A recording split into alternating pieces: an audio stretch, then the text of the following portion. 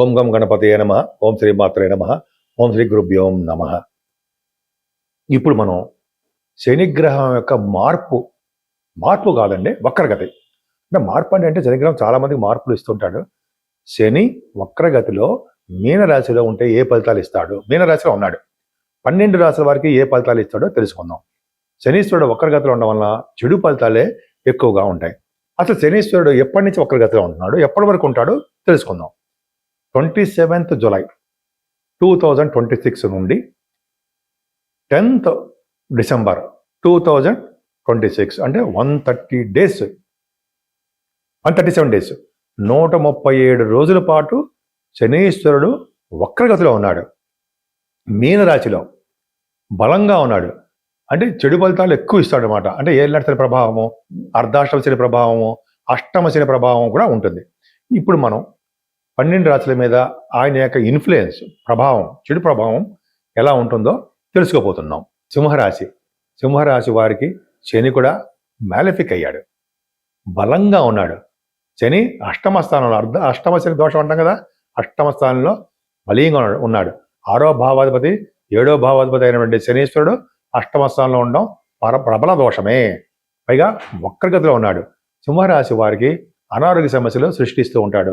ప్రతి పనులను ఆటంకాలు ఎదురవుతూనే ఉంటాయి. పైగా మీరు నీటి వలన ప్రమాదము, అగ్ని వలన ప్రమాదము, ఆహారాల వలన ప్రమాదం ఉండడానికి కొంతమందికి అవకాశాలు ఉంటాయని చెప్తూ ఉంటాం. పైగా ఆరో భావాధిపతి వక్రగతిలో ఉన్నాడు కాబట్టి శత్రువు వలన భయం, రోగాల వలన భయం, ఇవన్నీ ఉండడానికి అవకాశం ఉంది. కానీ 6వ భావాధిపతి ఉచ్చలో 8వ భావం ఉన్నాడు కాబట్టి 8వ భావాధిపతితో చూస్తున్నాడు కాబట్టి ఈ రాజయోగాన్ని ఇస్తాడు, మంచి ఫలితాలు ఇస్తాడు. కానీ సప్తమాధిపతిగా దోషకారకుడే. సప్తమాలో రాహు ఉండి సప్తమాధిపతి అష్టమాసంలో ఉన్నాడు కాబట్టి భార్యాభర్తలు దాంపత్య జీవితంలో అండర్స్టాండింగ్లో వాళ్ళు దూరంగా ఉంటారు. భార్యాభర్తలు దూరంగా ఉండడము, అవగాహన లోపం ఉండడము, ముఖపట్టాన్ని పెళ్లిళ్ళు కుదరకపోవడం, ఇవన్నీ జరుగుతూ ఉంటాయి. పెళ్లి సంబంధాలు అష్టమ స్థానంలోనే తిష్ట వేసి కూర్చున్నాడు. అష్టమ శని దోషం అంటాం కదా, వక్రగతిలో ఉన్నాడు. చాలా ప్రాబ్లమ్స్ అంటే అనారోగ్య సమస్యలు వచ్చి తీరతాయి. జాగ్రత్తగా ఉండాలి. అందుకనే మన్య సూక్తంతో శనీశ్వరుడు పూజ చేయడం వలన సకల దోషాలు పరిహారం అవుతాయి. మనం శనీశ్వరుడు గురించి చెప్పుకుంటామండి. శనీశ్వరుడు కూడా మన జాతకాల మీద కూడా ఆయన ఇంపాక్ట్ కనిపిస్తూ ఉంటాడు, ఫోకస్ చేస్తూ ఉంటాడు. అంటే ఇటు గోచార రీత్యా, అటు మన పర్సనల్ జాతకాల రీత్యా కూడా ప్రభావం ఉంటుంది కదా. అంటే దశలు ఏ దశలు జరుగుతున్నాయో అవన్నీ కూడా ఉంటుంది. దాని ప్రకారం కూడా మీరు మీ జాతకాలు తెలుసుకోవాలి అనుకుంటే date of birth, time of birth, place of birth ఉండాలండి. ఒక పక్కన గోచార ప్రకారము ఇబ్బంది పడుతూ ఉంటాం, ఇంకో పక్కన మీ మెయిన్ జాతకంలో కూడా ఏదో ఒక ఇబ్బందులు ఉండడము, ఈ జాతకాలు ఈ రెండు కాంబినేషన్ కుదరకపోవడము. అంటే ఒక పక్కనేమో గోచార ప్రభావంలో శనీశ్వరుడు ఇబ్బంది కలిగిస్తుంటాడు, ఒక పక్కన మామూలు మెయిన్ జాతకంలో కూడా ఏదో గ్రహం ఏదో దశ మీకు ఇబ్బంది కలిగిస్తూ ఉంటుంది. కాబట్టి ఈ రెండింటి వల్ల ప్రభావం వలన కూడా మీరు బాగా నలిగిపోవచ్చు, అంటే బాగా కష్టపడిపోతూ ఉండవచ్చు. అందుకని చెప్పి జాతకాల పరిశీలన కూడా కంపల్సరీగా ఉండాలండి. ఒక పక్కన మంచి దశ జరుగుతుంది అనుకోండి, ఈ శని వలన వచ్చే చెడు ఫలితాలు కూడా తక్కువ ఉండడానికి కూడా మనం చెప్పచ్చు, నేను చెప్పడానికి అవకాశం ఉంటుంది. కాబట్టి మీకు ఏమాత్రం అవకాశం ఉన్నా మీ జాతకం ఒకసారి రిఫర్ చేయించుకుంటే ఏమవుతుందంటే దానివల్ల వచ్చే ఫలితాలు బాగుంటాయి. ఎందుకంటే మీరు ఎవరో చెప్పిన మాట వినకండి. అంటే జాతకాలు సరిగా ఉండవు, జాతకాలు నమ్మకూడదు, జాతకాల వలన మనకి జరగవు అని కొంతమంది చెప్తూ ఉంటారు. అది వాళ్ళ ఇష్టం, అది వాళ్ళ యొక్క ఇది. కానీ మనం మన జాతకాలు తెలిసిన వాళ్ళం కాబట్టి, గ్రహాల మీద నమ్మకం పట్టు ఉంది కాబట్టి మనం ఇలా చెప్పుకుందాం. ఏంటి, జాతకాలు నమ్మచ్చు, గ్రహాల యొక్క ప్రభావం నమ్మచ్చు, ఖచ్చితంగా వాళ్ళ ఫలితాలు ఇస్తారు. అంటే మనకు చెడు ప్రభావం తగ్గేంత వరకు ఆగి మంచి శుభఫలితాలు ఇస్తారు. అందుకని కోట్లు లక్షలు ఖర్చు పెట్టేస్తాం అని ఏమీ ఉండవండి.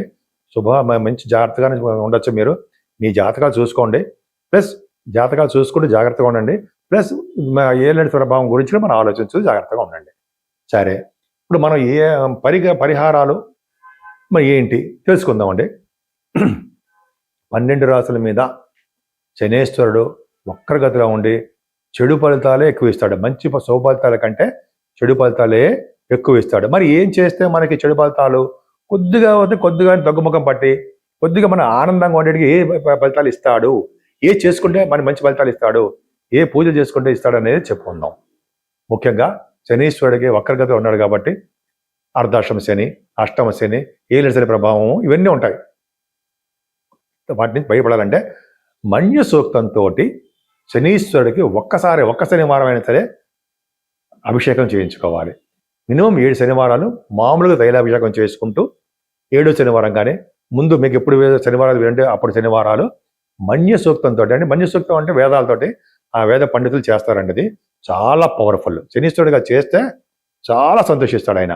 ఆయనకి మంచి వస్త్రం కప్పి, నల్లటి బట్ట కప్పి, అంటే వస్త్రం సమర్పించి ఆయనకు కూడా చక్కగా పూజలు చేసిన తర్వాత 9 ప్రదక్షిణాలు చేస్తాం కదా, చేసిన తర్వాత మనం శివుడికి అభిషేకాలు చేయించుకోవాలి. ఇది కంపల్సరీ. మనిషి సూక్తం చేసిన తర్వాత శివాభిషేకాలు చేయించుకోవాలి. అంటే శివదర్శనమైన చేయాలి. చేసే మారేడు దళాలతో పూజ చేయించడము, శివుడికి మన ఇంట్లోనే మారేడు దళాలతోటి పైగా మల్లె పువ్వులతోటి పూజ చేసుకోవడము, శివుడికి అభిషేకాలు చేయించుకోవడం చాలా చెప్పదగ్గ అంశం. అంతేకాదండి, శని ప్రభావం తగ్గాలంటే ఆంజనేయ స్వామిని పూజించాలి. ఆంజనేయ స్వామిని ఓం హరి మర్కట మర్కటాయ నమః, ఓం హరి మర్కట మర్కటాయ నమః, ఓం హరి మర్కట మర్కటాయ నమః అనే మంత్రాన్ని 100 సార్లు కానీ 100 సార్లు 1008 టైమ్స్ అని మనకి మన ఆఫీసులో మన హడావిడిగా ఉంటాం. ఒక 40 రోజుల పాటు, మీకు 21 రోజుల పాటు పూజ చేసుకోవడం వలన చక్కటి శని దోషం తగ్గుతుంది. అంతేకాకుండా శనీశ్వరుడికి పవర్ తగ్గాలంటే, మనమే పవర్ తగ్గాలంటే ఆంజనేయ స్వామికి సింధూరం రాయించడము, పవనపాకులతో పూజ చేయించడము, ఆయనకి వడమాలు సమర్పించడము, అప్పాలు నైవేద్యం పెట్టడం వల్ల శనీశ్వరుడు వల్ల వచ్చే దోషాలు చాలా మటుకు పరిహారం అవుతుంది. అమ్మవారిని పూజించడం మాత్రం ఎట్టి పరిస్థితుల్లో మర్చిపోకూడదు. దుర్గమ్మవారిని పూజించడం వల్ల, అభిషేకాలు చేయించుకోవడం వల్ల, చండీ హోమం చేయించుకోవడం వల్ల శుభఫలితాలు వచ్చి తీరుతాయి. మీకు అందరికీ తెలిసిందే అనుకోండి, ఒక శని మంత్రం చెప్తాను. నీలాంజన సమాభాసం రవిపుత్రం యమాగ్రజం ఛాయామార్తాండ సంభూతం తం నమామి శనీశ్వరం అంటూ శనీశ్వరుణ్ణి మన ఇంట్లో అయినా పూజించవచ్చండి. లేదా బీజాక్షరం ఉంది. ఓం శం శనేశ్వరాయ నమః, ఓం శం శనేశ్వరాయ నమః, ఓం శం శనేశ్వరాయ నమః అనే మంత్రాన్ని జపించడం వల్ల కూడా శని మనల్ని ఎటువంటి ఆటంకాలు కలిగించకుండా సర్వదా రక్షగా ఉంటాడు అని అనడంలో ఏమాత్రము అతిశయోక్తి లేదు. శనీశ్వరుడు ఎంత పూజిస్తే అంత శుభఫలితాలు వస్తాయి. రాజకీయ రంగంలో ఇప్పుడు చాలా ప్రాబ్లమ్స్ ఉన్నాయి. ఆ రాజకీయ రంగంలో భవిష్యత్తులో కూడా ప్రాబ్లమ్స్ లేకుండా దేశాల మధ్యలోనూ లేకపోతే రాష్ట్రాల మధ్యలో కూడా శని వలన దోషాలు పరిహారం కావాలి కాబట్టి శనీశ్వరుని మూలమంత్రంతో కానీ అంటే మన్య సూక్తం కానీ పూజించడం వలన సర్వ శుభాలు కలిగి తీరుతాయి. మీకు అందరికీ తెలిసిందే అనుకోండి, ఒక శని మంత్రం చెప్తాను. నీలాంజన సమాభాసం రవిపుత్రం యమాగ్రజం ఛాయామార్తాండ సంభూతం తం నమామి శనీశ్వరం అంటూ శనీశ్వరుణ్ణి మన ఇంట్లో అయినా పూజించవచ్చండి. లేదా బీజాక్షరం ఉంది.